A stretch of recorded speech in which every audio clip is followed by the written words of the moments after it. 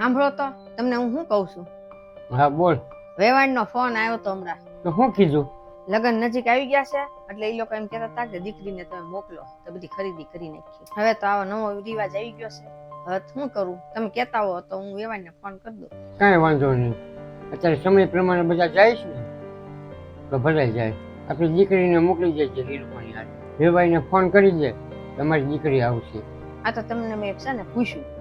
કાંઈ વાંધો નહીં, તો હું વેવાણને ફોન કરી દઉં કે તમતા તમારી દીકરીને લઈ જવા મારી અને તમતા તેડી જશે એને ફોન કરી દઉં ને. આપણી દીકરીને કહી દઉં છું હમણાં કે તૈયાર થઈ જાય. કાંઈ વાંધો નહીં.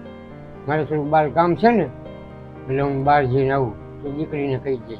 હમણાં હું આવું જ છું. ઊભી રહે તો આસ્તા. હા બોલે મમ્મી.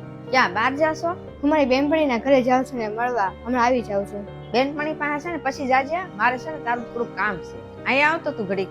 હા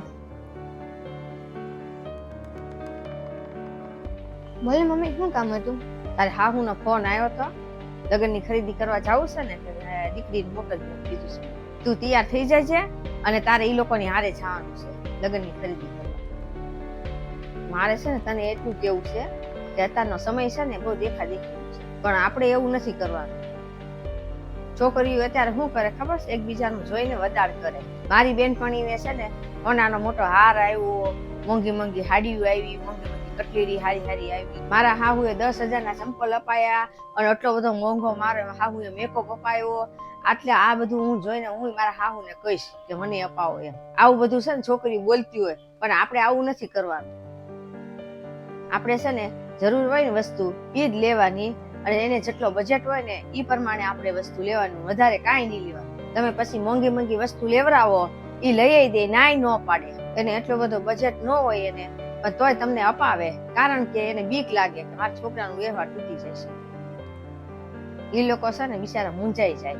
અને પણ આપણે એવું નથી કરવાનું. આપણે છે ને સમજી વિચારીને જ વસ્તુ લેવાની. હારો મમ્મી, હું કોઈનું પણ જોઈને કે મારા બેનપણીનું જોઈને છે ને વધારે નહીં કરું. અને એ લોકો જેટલું કહે છે ને જેટલું એનો બજેટ હશે ને અને જે જે વસ્તુની જરૂર હશે ને એટલી વસ્તુ જ લઈશું, બીજું કાંઈ વધારાનું નહીં લઉં. હવે હુઈ જા. હવે મોબાઈલ લઈને હું બેઠી છો? ઘડિયાળમાં કેટલા વાગ્યા તો જો. હું આપણી છોકરી ઉપર રાડ્યું નાખ્યા કરો છો? બેહવા દો ને શાંતિથી. તું પેલા ઘડિયાળમાં જો કેટલા વાગ્યા ઈ. હું કઈ ખોટી ખોટી રાડ્યું ન પાડતો. 11 વાગ્યા છે, એમાં શું થઈ ગયું? રાતે મોડી મોડી જાગશે ને સવારે વહેલી ઊભી થશે નહીં ને કોલેજમાં જશે ને તો ત્યાં હરખું ભણશે નહીં. આપણે કોલેજમાં છે ને કેટલી મોંઘી મોંઘી ફી ભરીને ભણવા મોકલીએ, ખબર ને તને? અત્યારે આધુનિક જમાનો છે, છોકરીને છે ને સમય પ્રમાણે બધી ખબર પડી જોઈએ. જે તારી છોકરીને બગાડી છે. મેં નહીં, પેલા તમારું જોવો. તમે ફોન લઈને બેઠા છો. છોકરીને સલાહ આપતા પહેલા આપણે છે ને સલાહનું પાલન કરવું જોઈએ. સાચી વાત છે તારી. આપણે મા બાપ જ છોકરાને બગાડતા હોઈએ છીએ. એ તો હજી નાની છે, એ તો એવું જોઈને જ એવું શીખવાની છે.